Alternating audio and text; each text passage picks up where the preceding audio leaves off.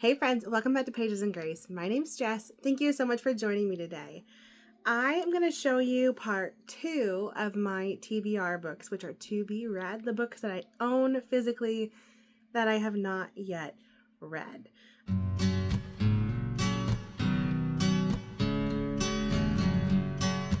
I do like to keep a good amount of books to choose from when I'm in the mood for something a little bit different, or if I'm waiting on hold at the library. I have plenty to choose from.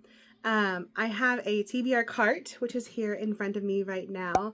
I don't really have a way to film it well, and so I'm just going to pull books off of it as I talk about them.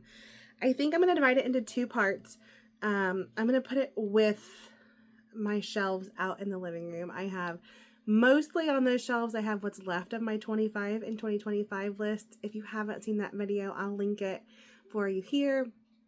But I think I'm going to do a video of just my Catholic nonfiction. So I have the whole top of this cart is covered and overflowing with Catholic nonfiction books that most of the time I found at thrift stores, and I've just collected along the way things I want to get to.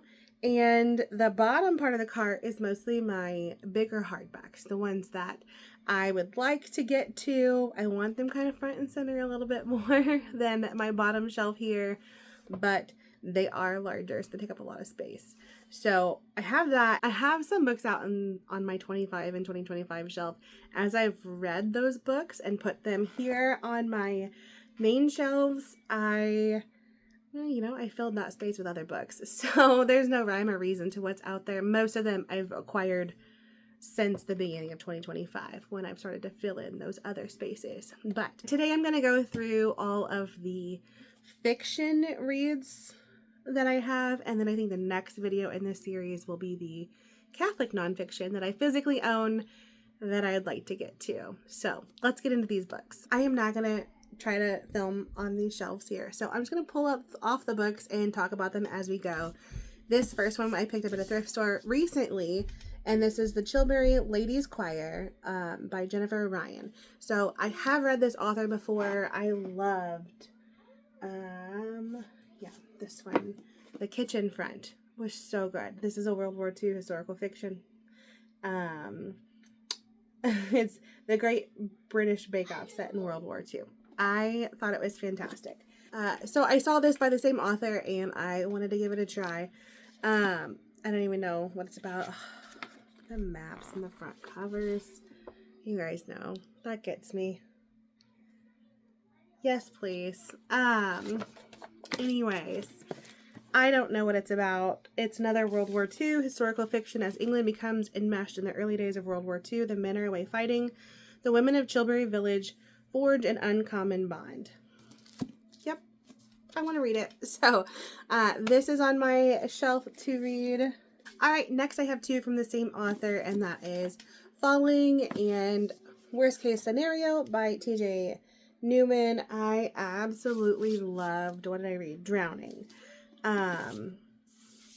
It is secular. It is not Christian. It is not set in a biblical, it is not told in a biblical worldview.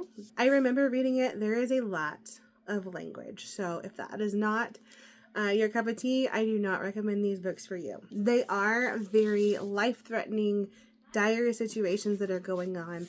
I can kind of understand some of the language, but just know that that's something that you're not interested in. Don't pick these books up. I thoroughly enjoyed Drowning. It was one of those books I could not put down, and I don't know why. I haven't gotten to these yet. Worst Case Scenario, this one is a plane down in, I think it was like the northern states. Minnesota. Yeah, Wakita, Minnesota. Oh. It crashes into a nuclear power plant. Yes, that's right. That's Worst Case Scenario. And then Falling is, you just boarded a flight to New York. There are 143 other passengers on board. What you don't know is that 30 minutes before the flight, your pilot's family was kidnapped. For his family to live, everyone on your plane must die. The only way the family will survive if the pilot follows the orders and crashes the plane. So, I know TJ Newman, she was a flight attendant. I don't know if she still is or if she was, but she does a fantastic job writing these books. I thoroughly enjoyed them and I'm excited to pick these two up. The next book is Sally Hepworth, The Good Sister. This one, I know I've heard several people recommend it. I read I think it's The Good Girls. I don't know. I'll put a picture up here. Last year, I think I got it on NetGalley and I listened to the audiobook. It was definitely a little dark and twisted, but I did enjoy it.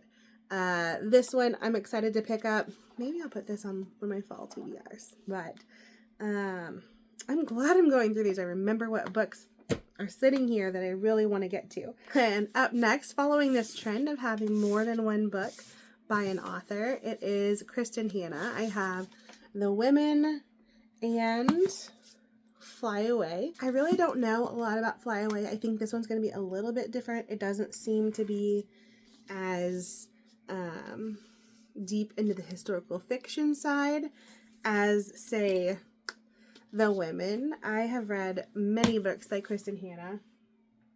I said I have 3. I have The Nightingale, which is probably one of my favorite books. I just randomly picked that up at the library when I was first getting back into reading and trying to find something I liked, and this book wrecked me. Just wrecked me. I sobbed I don't know how many times reading this book. The Four Winds was good. I did cry, not near as much as The Nightingale. And yes, honey. A giant? Okay, be so quiet, giant. Love you. And then The Great Alone. Oh my goodness, The Great Alone was depressing. I mean, they're all a little depressing, but you're working.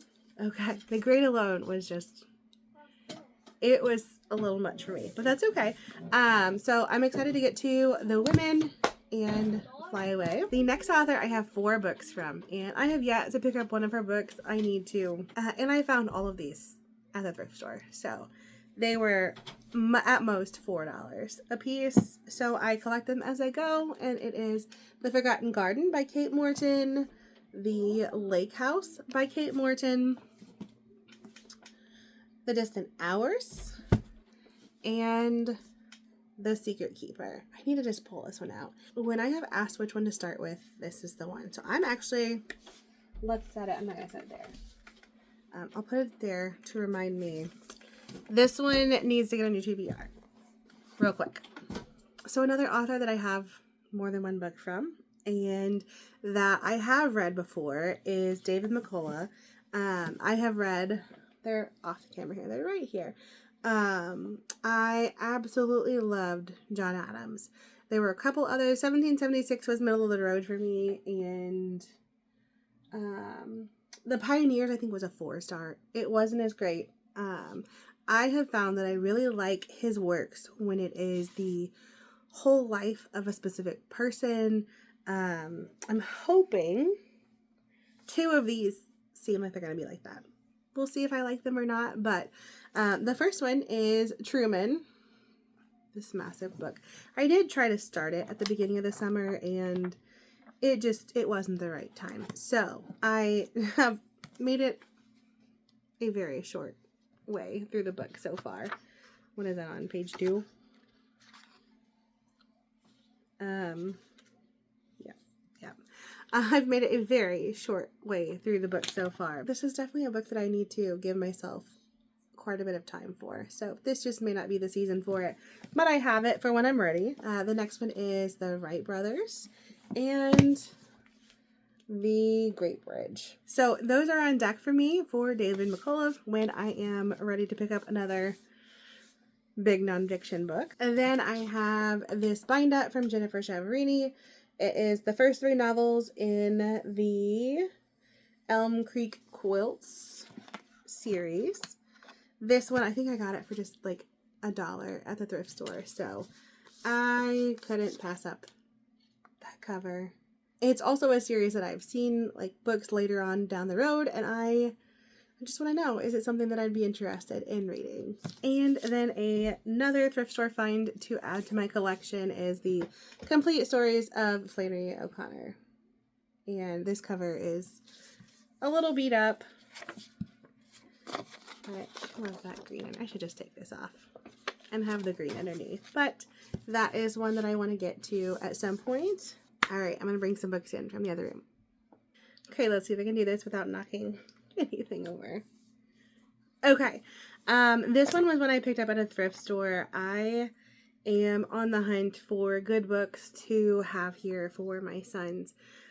If you don't know, I have 3 sons. One is 5, and then I have 3-year-old twins that we foster. And as a former middle school teacher, I know, 1, how hard it is to find books that boys will be interested in, and 2, how hard it is to find middle grade books that are appropriate for middle grade. It's a little bit easier than the YA genre, but making sure that I'm giving my kids books that are appropriate for their age, or maybe there's things that we need to discuss as a family while we're reading through them. So I'm kind of on a personal mission to read a bunch of middle grade books that boys might be interested in, so that I know going in I at least have something to give them options to read from as they get older. So one of them I found at a thrift store. I call it a graphic novel. It looked cute. We have Max and the Midnights, and it's a flip over book. And the other side is the Battle of the Bodkins. So we'll see. It's one that I want to read through. I think I might give it to my husband and see if he'll read it for me. I think he said he would. And we will see. Oh, adapted into an animated series by Nickelodeon. Maybe. We'll see. We'll see how it goes. But that's on my list to get to. And then I have The Sabotage at Cedar Creek by Janice Thompson. I read the first one in this series. I think it was a 3.5, 4-star. I enjoyed it. It's a good cozy mystery. This is the second book in that series. Next, I have 2 from the same author. I have Dust. I have Dust on my books. I have Stalking Jack the Ripper and Hunting Prince Dracula by Carrie Maniscalco.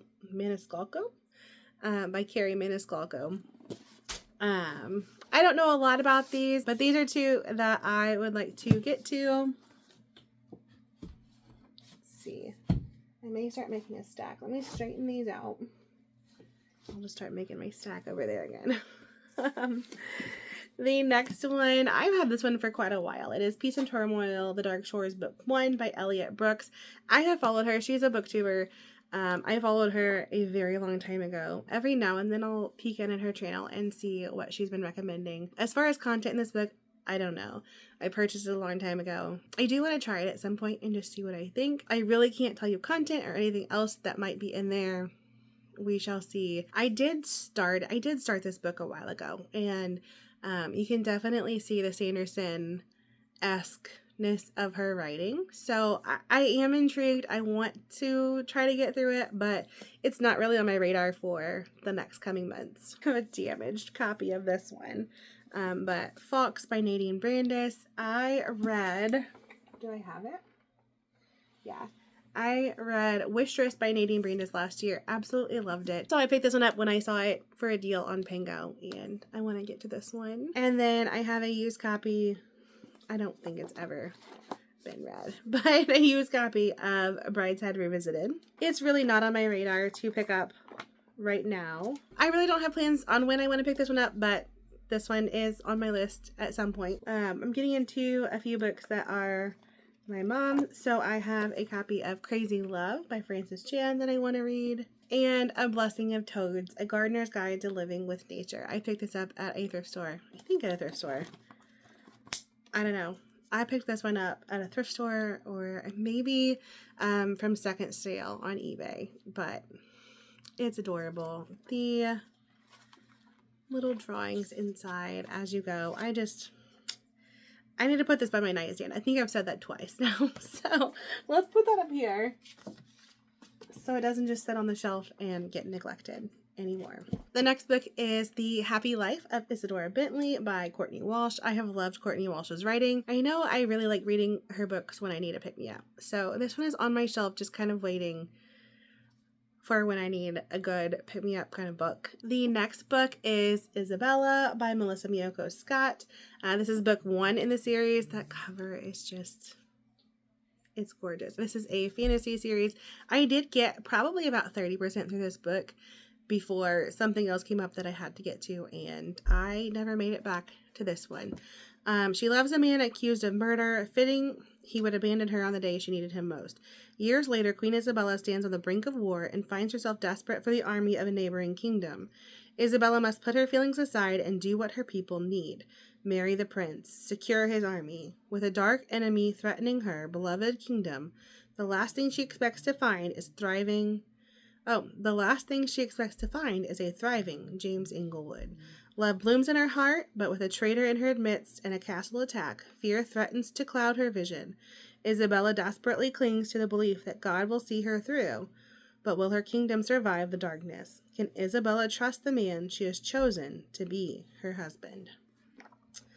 So, I think I got to the point where it was about to just take off, and I didn't get back to it, so it's still sitting on my shelves where I can see it, and hopefully I will get back to it soon when the mood hits. Alright, so the next book I have is Shadows of Swanford Abbey by Julie Klassen. Have not tried her writing yet.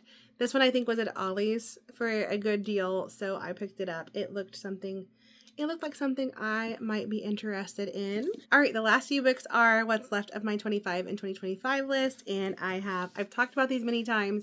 I will link the video for them as dust flies by.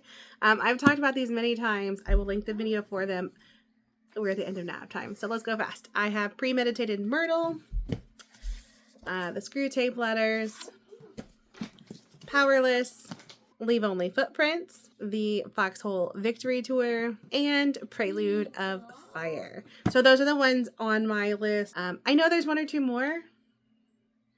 I can't think of them right now. Two more from my list is Edenbrook and Church History. These were both on my September TBR, so they were not out there on that shelf right now, but my kids are waking up from nap. So I am so thankful that you were here with me today. I love seeing all the comments letting me know, hey, that book, let me know about this. I loved that book. All those comments are so helpful to help me decide what to read next and to share my thoughts with you. So thank you so much, and I will see you in the next video. Bye, guys.